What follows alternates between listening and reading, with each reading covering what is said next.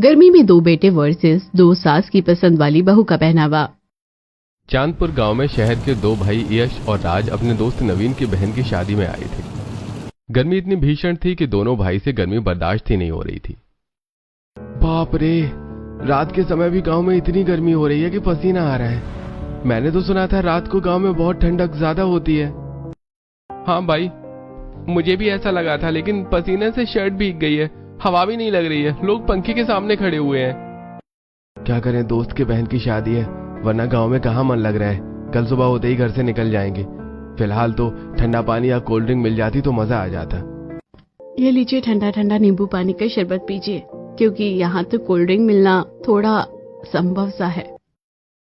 बिल्कुल जैसे ही आप इस ठंडे ठंडे नींबू पानी को पियेंगे, आपकी गर्मी भाग जाएगी, क्योंकि ये मटके का पानी है जो गांव में काफी ज्यादा ठंडा होता है। इसके आगे बर्फ फीकी है। हाँ, थैंक यू। हमें देखकर आप ये ठंडा नींबू पानी लेकर आई हैं। सच में काफी रिफ्रेशिंग है। मेरी तरफ से भी थैंक यू आप दोनों को। वैसे आप किसके साइड से हैं? हम तो लड़के वालों की तरफ से ही हैं। और हम लड़की वालों की तरफ से। संध्या जैसे ही जाती है, उसका दुपट्टा यश की घड़ी में अटक जाता है, तो यश मुस्कुराकर उसका दुपट्टा निकालता है। इतने में गांव का जानने वाला मुकेश घूरते हुए, अरे आंखें नीची कर, अपने गांव की छोरियों को ऐसे ताड़ रहा है। शर्म कौन नहीं आवे तुझे? तुम्हारे शहर में ये सब होता होगा, गांव में नहीं चलेगा ये सब। अरे माफ करिए अंकल जी, लेकिन आप हमें गलत समझ रहे हैं, ऐसा कुछ नहीं है। और तुम दोनों अभी तक खड़े, जाती क्यों नहीं हो? जा रहे हैं काका जी। दोनों लड़कियां वहां से जाकर शादी की रस्म देखने लगती हैं। मुकेश भी सुनाकर चला जाता है। भैया ये कितने डरावने अंकल थे, हल्क जैसे। डरावने हैं तो हमें भी हंसाना आता है, कॉमेडी कर देते। क्या है रे हल्कू, क्यों चिल्ला रहा है हल्कू? हाँ भैया, बहुत फनी जोक था, हंसी बिल्कुल नहीं आ रही है। अरे ज्यादा मत बन। वैसे नींबू पानी पीकर थोड़ी राहत तो मिली। तुम दोनों यहाँ हो, तुम्हें कुछ खाने पीने के लिए चाहिए? वैसे मेरी बहन की विदाई हो गई है। तेरी आंखें नम है, चला थोड़ा बाहर खुली हवा में बैठते हैं, यहाँ बहुत भीड़ है।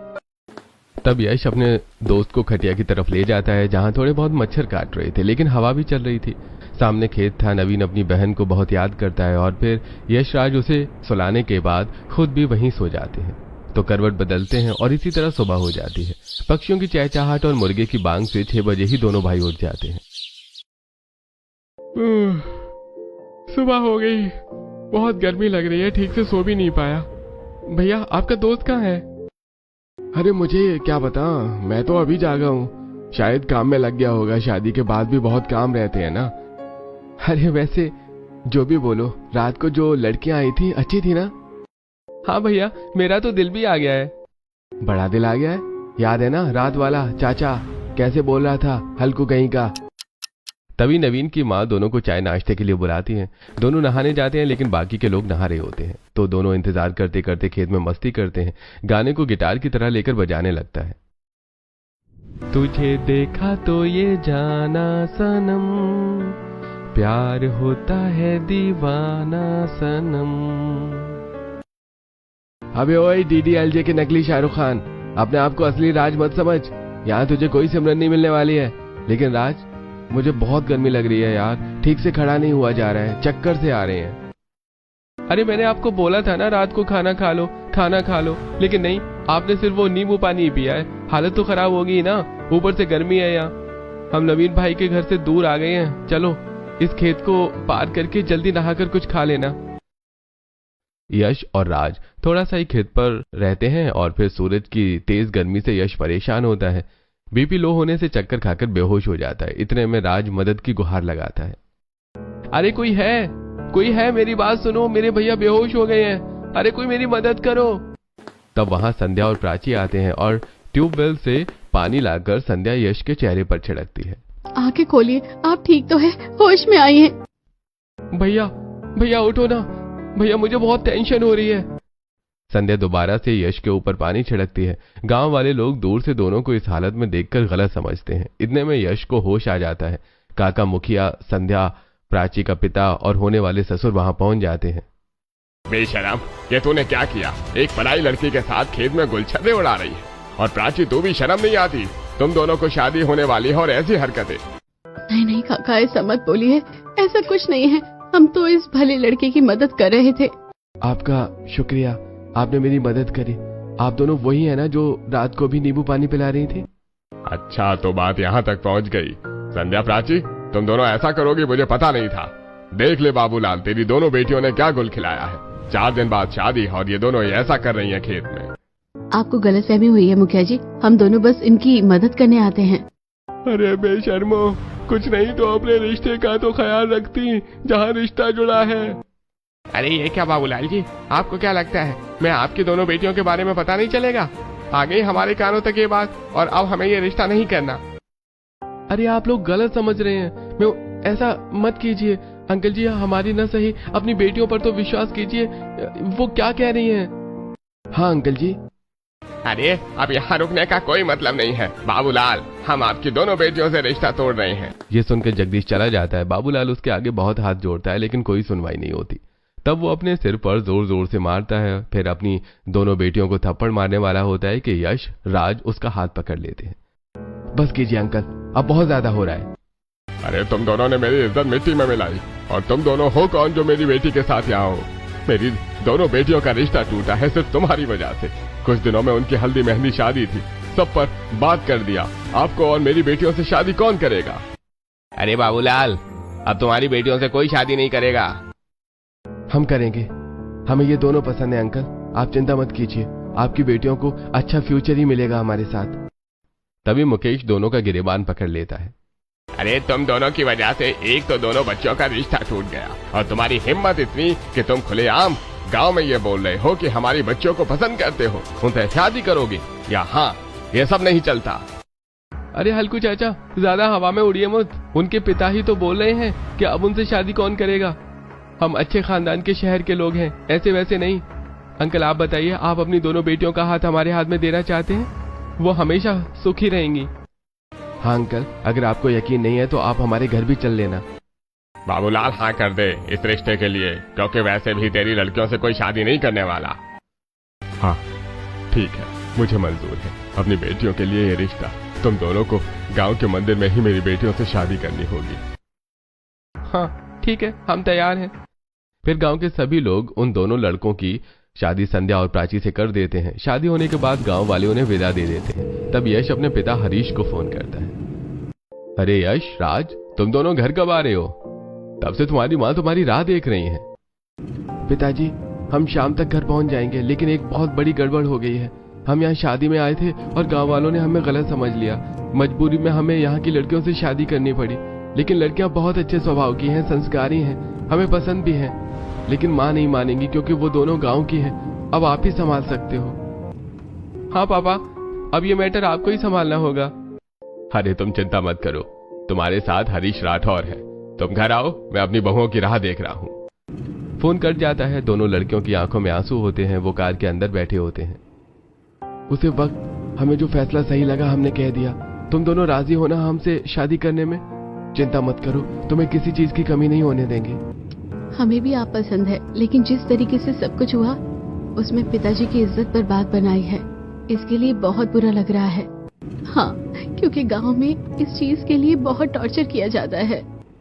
हरीश चिंता मत करो, कुछ दिनों बाद तुम अपने घर मिलने आ जाना। दोनों भाई दोनों बहनों को सहानुभूति देते हैं। शाम तक दोनों भाई घर पहुंच जाते हैं। जैसे ही दरवाजे पर अनीता अपने दोनों बेटों को वरमाला और उनकी पत्नी के साथ देखती है तो उसका गुस्सा 7वें आसमान पर पहुंच जाता है। ये सब क्या है यश और राज? तुम दोनों गांव में शादी के लिए गए थे या शादी करने गए थे? और तुम मुस्कुरा कर क्या खड़े हो? तुम्हारे दोनों बेटों ने मेडल वाला काम किया है क्या? मैं शादी को नहीं मानती हूँ। कौन है ये लड़कियाँ? कहाँ की हैं? स्टैंडर्ड की है कि नहीं? मैं क्यों अपनाऊं? देखो, तुम बात को बड़ा कर रही हो, एक बार बच्चों की भी आवाज सुन लो। माँ, परिस्थितियां ऐसी हो गई थी कि हमें शादी करनी ही पड़ी। हाँ माँ, आपको शिकायत का मौका नहीं देंगी ये।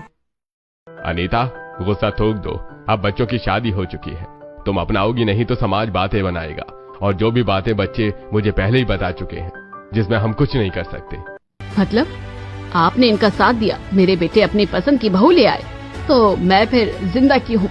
मेरे तो सारे अरमान चकनाचूर कर दिए इन दोनों ने। माँ जी, भगवान के लिए ऐसी बातें मत कीजिए, हमें एक मौका दे दीजिए, हम आपका पूरा घर अच्छे से संभाल लेंगे। हाँ माँ जी। पता नहीं वो कौन सा मनुष्य दिन था जब तू उन दोनों ने इन दोनों को देखा और पसंद कर लिया। मैंने तो सोचा था कि पढ़ी लिखी अमीर बहू लेकर आऊंगी, लेकिन तुम तो गंवार घूंघट वाली गांव की ले आए। मम्मी पापा सही कह रहे हैं, अब तो शादी हो चुकी है दोनों भैया की। अनीता, अपनी बहू का गृह प्रवेश कर दो। मुझे इनका कोई गृह प्रवेश नहीं करना। सलोनी तू कर दे। जब सलोनी अपनी दोनों भाभियों की आरती करके चावल का कलश गिरवाती है और दोनों का गृह प्रवेश करती है। भाभी, इस प्यारे से ससुराल में आपका स्वागत है। इतनी गर्मी हो रही है, आपको घूंघट में गर्मी नहीं लग रही? और आपकी साड़ी भी तो मोटी है। अब इतनी गर्मी तो सही है, लेकिन क्या कर सकते हैं, घूंघट भी तो परंपरा होती है ना, जिसे हम तोड़ नहीं सकते। चिंता मत करो, यहाँ तो एसी लगा हुआ है, गर्मी भी नहीं लगेगी। फिर उस दिन बाहर से खाना आता है जिसे खाकर सब सो जाते हैं।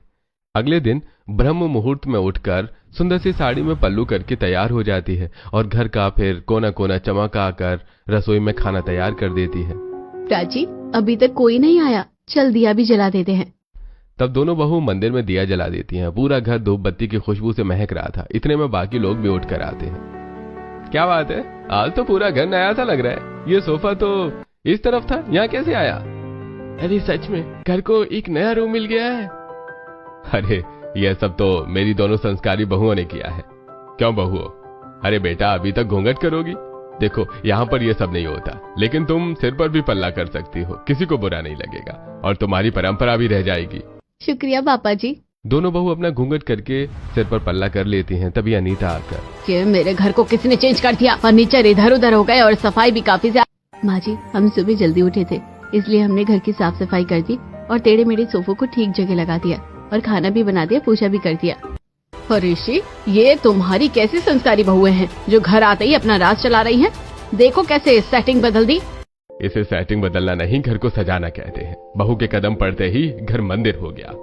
फिर सभी लोग दोनों संस्कारी बहू के हाथ का खाना खाते हैं, जिसे खाकर खुश हो जाते हैं, लेकिन जानबूझकर अनीता कमी निकाल देती है। इसे खाना कहते हैं? मुझे तो इसमें कुछ भी अच्छा नहीं लग रहा। ऊपर से इनका पहनावा तो देखो गांव टाइप की है। पता नहीं मैंने अपने दोनों बेटों के लिए क्या क्या सोचा था, सब बर्बाद हो गया। अरे क्या बात कर रही हो मम्मी, इतनी अच्छी तो आलू की कचौड़ी और दही बनाया है, पहनावा भी अच्छा है। तू तो यही कहेगा, तेरी पसंद की लुगाई जो आ गई है इस घर में। माँ जी, ये देखिए आपकी पसंद का चावल बना है, एक बार खाकर देखिए। मुझे जो खाना है मैं खा लूंगी, तेरी परमिशन की जरूरत नहीं है मुझे। सच में भाभी, आप दोनों ने बहुत बढ़िया खाना बनाया है। और इसीलिए मेरी तरफ से तुम दोनों की पहली रसोई का शगुन ये रहा। हरीश दोनों बहुओं को साड़ी और जेवर देता है। शुक्रिया पापा जी। भाभी, लंच पैक कर दीजिए ना, बहुत अच्छा बनाया है, अब ऑफिस जाना है। जी देवर जी। तब दोनों बहुएं अपने पति और दोनों देवर का लंच पैक कर देती हैं, जिसके बाद चारों ऑफिस चले जाते हैं और दोनों आज्ञाकारी बहू की तरह रसोई समेटती हैं। एक हफ्ता गुजर जाता है। दोनों बहू अपने ससुराल की जिम्मेदारी बड़े अच्छे से संभालती हैं। एक दिन पड़ोसन अनुष्का उनके घर आती है। क्या बात है अनीता, तूने चुपके चुपके अपने दोनों बेटों की शादी कर दी और गली में किसी को खबर तक नहीं की, ना मुंह दिखाई पर बुलाया। मेरे बेटों ने अपनी पसंद की शादी की है, मेरे पसंद की नहीं, इसलिए मैंने किसी को नहीं बताया और ये शादी भी गांव से करके आए हैं। पर जो भी बोलो, तेरी दोनों बहुएं बहुत आज्ञाकारी और संस्कारी है और उनका पहनावा तो मुझे बहुत पसंद है। सादगी से रहती है, पूरा पल्लू करके, फुल स्लीव साड़ी पहनकर, वो भी इतनी गर्मी में। भैया, मेरे से तो साड़ी नहीं पहनी जाती, इसलिए कूलर के आगे बैठी रहती हूँ। मैं खुद एसी के कमरे में रहती हूँ। इस बार तो गर्मी अप्रैल से भी पहले ही आ गई है। हाँ सच में। अरे आंटी जी, आप नमस्ते। नमस्ते। तब संध्या अनुष्का के पैर छू लेती है। जीती रहो बहू, सदा सुहागन रहो। वाह, जैसे दूर से देखा था पास से भी बिल्कुल संस्कारी हो। तारीफ करके इसको चने के झाड़ पे मत चढ़ा। हमारी नोकझोंक तो होती रहेगी, मैं चलती हूँ। ये कहकर अनुष्का चली जाती है। 2 महीने गुजर जाते हैं। दोनों बहू भरी गर्मी में भी फुल स्लीव ब्लाउज और साड़ी पहनकर खाना बनाती थी। ये देखकर घर वाले भी हैरान थे। माँ जी, पापा जी, ये लीजिए आपकी गरम गरम पूरी और सलोनी तुम्हारी आलू गोभी की सब्जी। प्रेम, ओम तुम्हारे लिए ओट्स का ब्रेकफास्ट, सब रेडी है। सब तो ठीक है भाभी, लेकिन आप दोनों इतनी देर से रसोई में लगी हो। गर्मी से देखो आप दोनों का क्या हाल हो गया है। गर्मी नहीं लगती है क्या आपको? अब गर्मी तो लगती है, इसका कोई इलाज नहीं है, लेकिन ये साड़ी कंफर्टेबल है, सूती जो है। छी, एक नंबर का बकवास पहनावा है इन दोनों का। अरे थोड़ा सा इन्हें मॉडर्न बनने की जरूरत है। अब भले ही गांव से आई हैं, ये नहीं कि थोड़े हल्के कपड़े पहन ले। अरे तुम उन दोनों के पहनावे के पीछे क्यों पड़ी हुई हो? अगर कोई आता जाता उन दोनों की तारीफ करता है, लेकिन तुम्हें तो ऐसी बहू चाहिए ही नहीं। देखो, घर में परंपरा और संस्कारी बहुएं ही अच्छी लगती हैं, ना कि मॉडर्न। जमाना कितना भी मॉडल हो जाए, लेकिन संस्कार कभी नहीं छोड़ने चाहिए। ओहो, ज्यादा ज्ञान मत दो। प्रेम ओम, अब वक्त आ गया है कि मैं तुम दोनों की शादी कर दूं। मैं नहीं चाहती कि तुम दोनों भी अपनी पसंद की लड़कियां ले आओ इस घर में, क्योंकि मुझे तो मॉडर्न और अमीर लड़कियां ही चाहिए मेरे बहू के रूप में। नहीं माँ, हमें कोई ऐतराज नहीं है। हम दोनों को तो आजकल की ही मॉडर्न लड़कियां पसंद हैं। भैया को ज्यादा ही आदर्शवादी हैं, इसलिए उन्होंने गांव की पसंद कर ली, लेकिन हमसे ये नहीं हो पाएगा। हाँ, पिटना चाहता है क्या भैया से? प्रेम के ये बोलते ही यश और राज बड़ी बड़ी आंखें करके उन्हें घूर रहे थे। अरे भैया, आप कैसे समझ रहे हैं? ऐसा कुछ नहीं है, मेरी दोनों भाभी मुझे बहुत पसंद है। चुपचाप खाना खा ले। 2 हफ्ते में अनीता अपने दोनों बेटों के लिए अपने पसंद की अमीर और मॉडर्न लड़कियां ढूंढ लेती है और उनकी शादी अपने दोनों बेटों से कर देती है और बड़े प्यार से चांदनी और शालू का गृह प्रवेश करती है। ढोल नगाड़े बज रहे थे, फैशनेबल लहंगे में दोनों घर में आती हैं। तब मेहमानों को देखकर दोनों बड़ी बहू एक घूंघट में थी। ये देखकर सास की पसंद की बहुएं हंसने लगती हैं। माँ जी, गाँव की घूंघट वाली औरतें कौन है? नौकरानी, इन्हें हमसे घूंघट करने की क्या जरूरत है? हाँ माँ जी, और वैसे भी आजकल घूंघट का जमाना कहाँ रहा है। कौन है ये पुरानी औरतें? भाभी, ऐसा मत कहिए, ये आपकी जेठानियाँ हैं। यही तो इन दोनों गंवार बहुओं का मुझे पसंद नहीं है। हाँ अनीता, बिना कुछ सोचे समझे मत कहा करो। यहाँ और भी रिश्तेदार हैं, जिसकी वजह से दोनों बहू ने उन्हें सम्मान देने के लिए घूंघट किया है। जैसे कि बहुत तुम्हारी पसंद की आई है, क्या ही बोलो, छोड़ो। पापा जी, अगर आप जेठानी जी की तरफ पॉइंट आउट कर रहे हैं कि हम भी घूंघट करें, तो सॉरी, ये सब पॉसिबल नहीं है। वही तो, हमारा पहनावा देखो। उनकी ये मामूली सी साड़ी देखकर लगता नहीं है कि अपनी शादी में भी इन्होंने इतना एक्सपेंसिव लहंगा पहना होगा। छोड़ो ना चांदनी, ये सब। वैसे तो चांदनी शालू नई बहू होने के नाते तुम्हें भी घूंघट करना चाहिए, लेकिन माँ जी और तुम्हारी मर्जी में मैं कुछ नहीं कहूंगी। ओ प्लीज जेठानी जी। ओह माय गॉड, तुम दोनों बहुत थक गई होंगी, जाके आराम करो। अपना भारी भरकम लहंगा चेंज कर लो, कल तुम्हारी पहली रसोई भी तो है। ऑफ कोर्स माँ जी। इसके बाद सब अपने कमरे में जाकर सो जाते हैं। अगले दिन दोनों मॉडर्न बहू देर तक सोई रहती हैं, जबकि बेटे की पसंद की संस्कारी बहुएं रसोई में सारा खाना तैयार कर देती हैं। फिर दोनों मॉडर्न फैशनेबल साड़ी पहनकर इतराते हुए आते हैं। मम्मी जी, मेरा तो कल शादी की वजह से सिर घूम रहा है। पहली रसोई का खाना मैं नहीं बना पाऊंगी, ऊपर से गर्मी इतनी है। हाँ माँ जी, मेरे बस की बात नहीं है। I am to tired. तुम दोनों परेशान मत हो, सारा खाना तो इन दोनों गंवारों ने बना ही लिया है। प्राची, संध्या, मीठा हलवा बना दो और इन दोनों से कड़छी चलवा देना। जी माँ जी। दोनों जेठानियां अपनी देवरानी से बने बने खाने में कड़छी चलवा देती हैं। ये कपड़े देख ससुर ऐतराज जताता है। अनीता, थोड़ा तो अपनी दोनों बहुओं को समझाओ कि नई बहुएं घर में ऐसे कपड़े नहीं पहनती हैं। क्यों, क्या बुरा है इनके पहनावे में? कम से कम उन दोनों गंवार से तो अच्छी है। हाँ पापा जी, वैसे भी हम जेठानी की तरह नहीं हैं। इतनी गर्मी में ऐसी साड़ी और ब्लाउज पहनना है। वही तो पापा जी, आपको अपना माइंड सेट बदलने की जरूरत है। ये सुनकर हरीश खाने से उठकर कमरे में चला जाता है, तो दोनों बहू खाना और पानी लेकर कमरे में पहुंच जाती है। पापा जी, किसी और की नाराजगी अन पर मत निकालिए, खाना खा लीजिए, वरना आपकी तबीयत खराब हो जाएगी। इसलिए आपके लिए सत्तू बना कर लाई हूँ। खाना खाने के बाद आप इसे पी लेना, पानी भी यही है। सच में मेरी बीवी को फिक्र होनी चाहिए थी, लेकिन वो नहीं आई। तुम आई हो, क्योंकि तुम दोनों मेरे बेटे की पसंद की हो। तब हरीश खाना खाता है। वहीं दोनों मॉडर्न मूवी ब्रेकफास्ट करके ऊपर आती हैं। तब उनके डीप नेक ब्लाउज और ब्रा स्टेप हाईलाइट होती है। हरीश अपने कमरे से निकलता है और मुंह फेर कर कहता है, बहू अपने ही घर में मैं ऐसे नहीं घूम सकता। तुम दोनों मेरे बेटे की बहू हो, थोड़ा पहनावे को अच्छा करो। ये सब ठीक नहीं है, ऐसे कपड़े भी मत पहनो जो दिखें। उप्स, मोमेंट पापा जी, अभी नीचे आपको टेबल पर कहा था ना कि आपको अपनी सोच बदलने की जरूरत है। बहू, सभ्य में रहना सीखो, वरना बड़ी बहू से पूछ लो। हरीश फौरन ये बात अनीता के पास जाकर कहता है। अनीता जोर से हंसती है। हाँ, और इससे मुंह तोड़ने की आपको कोई जरूरत नहीं है। आजकल ये सब चीजें कहाँ छिपी हैं?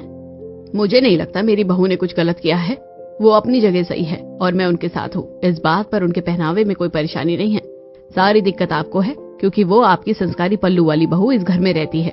आप सोच रहे हैं मेरी दोनों बहू को भी ऐसा बना देंगे? ऐसा कुछ नहीं होगा। आखिर हमारी भी दूसरों के सामने कोई स्टैंडर्ड वाली कोई क्लास है। मुझे तुमसे कोई उम्मीद नहीं करनी चाहिए थी, लेकिन एक दिन तुम्हारी आंखें खुलेंगी जब तुम अपनी ही मॉडर्न बहुओं को ऐसे पहनावे के लिए टोकोगी। और मैं ऐसा क्यों कह रहा था ये भी तुम्हें जल्दी समझ आ जाएगा। इतना कहकर हरीश चला जाता है। वक्त गुजरता है। इस तरह दोनों सास ससुर में दो संस्कारी और दो मॉडर्न बहुओं को लेकर अक्सर बहस होती रहती थी। दोनों संस्कारी बहुएं ही लड़ाई शांत करवाती थी। संध्या और प्राची ही हर रोज जल्दी उठकर घर का सारा काम करती हैं और गर्मी में तरह तरह के व्यंजन बनाकर अपने घर वालों को खिलाती हैं। जबकि दोनों मॉडर्न बहुएं अपने एक कमरे में रहती थी तो कभी बाहर से एक्सपेंसिव कोल्ड ड्रिंक मंगवाती थी। अभी दोनों खुद जाती थी। दोनों का मेकअप करना और रिवील कपड़े पहनना बंद ही नहीं होता था। एक दिन हरीश अपने दोस्त की बेटी की शादी में अपने घर वालों को ले गया। हरीश के समझाने पर भी दोनों मॉडर्न बहुओं का हाफ शोल्डर गाउन में आ जाती हैं, जहां सब लोग बातें बना रहे होते हैं।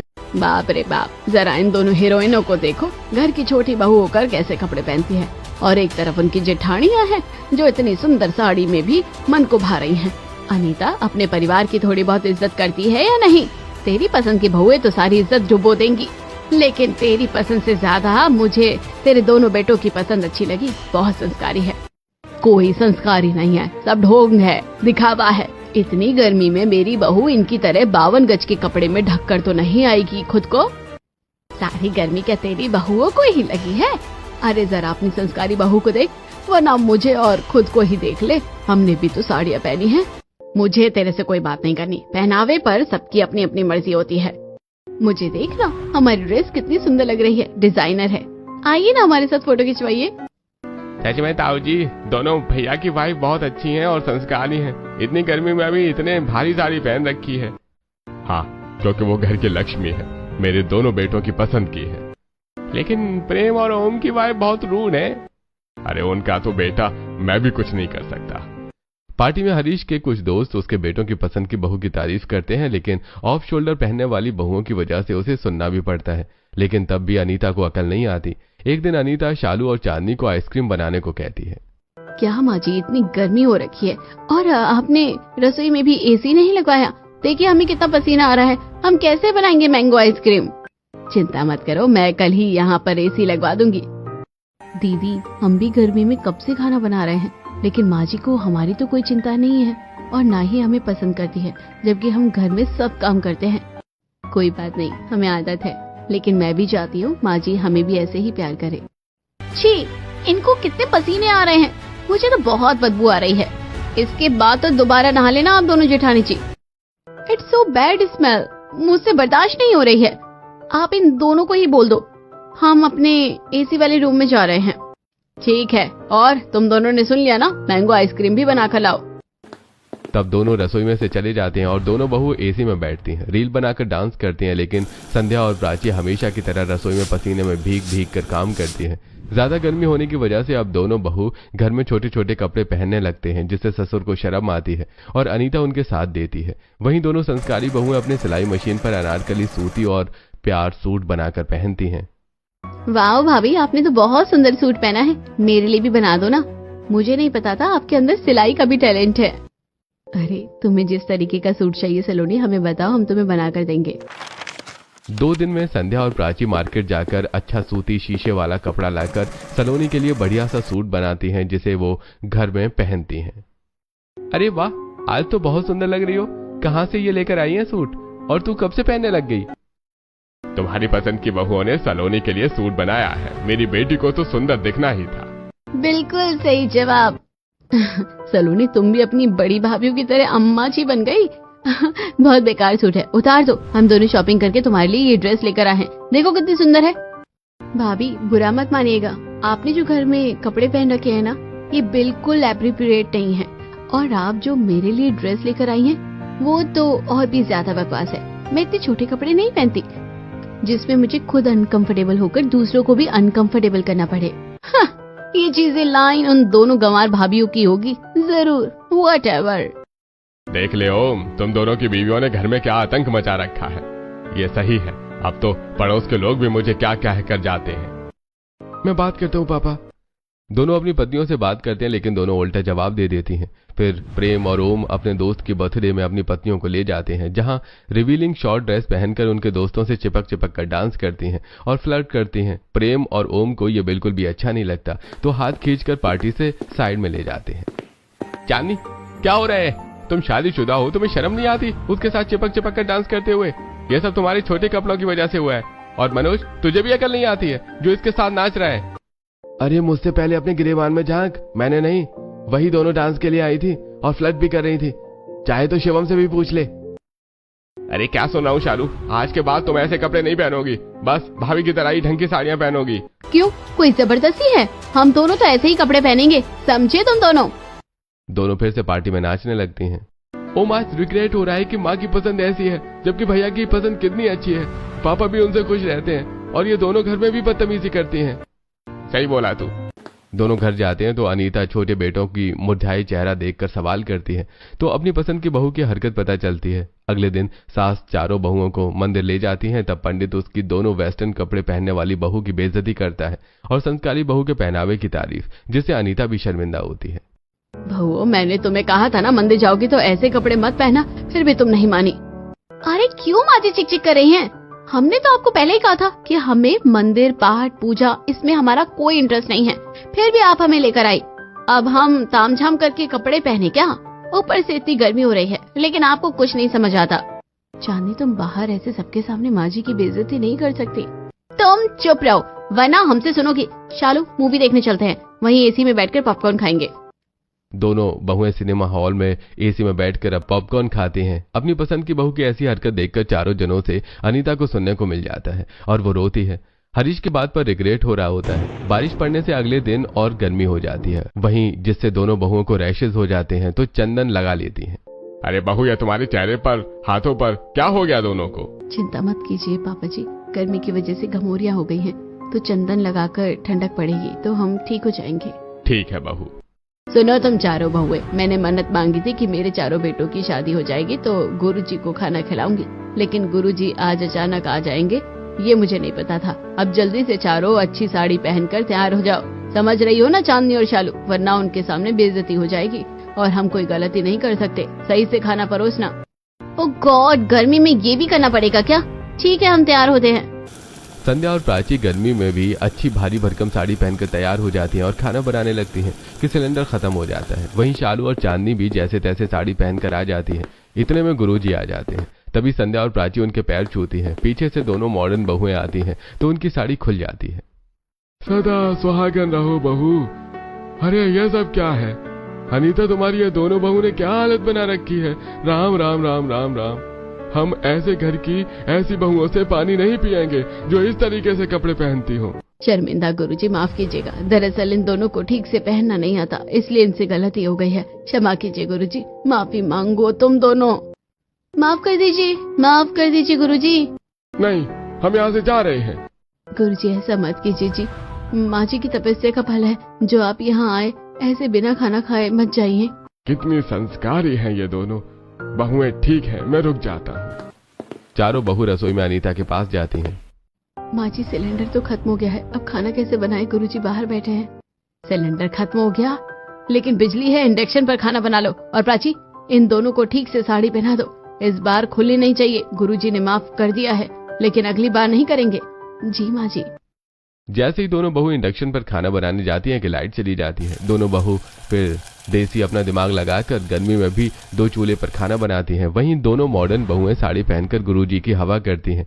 जैसे ही दोनों संस्कारी भावें खाना बनाकर लाती हैं, वहीं गर्मी से परेशान होकर गुरुजी के सामने ही दोनों अपनी साड़ी खोल देती हैं, जिससे गुरुजी का अपमान होता है। अब मैं और अपमान नहीं सह सकता। अनीता, तुम अपने पसंद की ऐसी बहुएं घर में लाई हो जिन्हें बड़ों के सामने कोई लाज शर्म नहीं है कि कैसे पहनावे में होना चाहिए।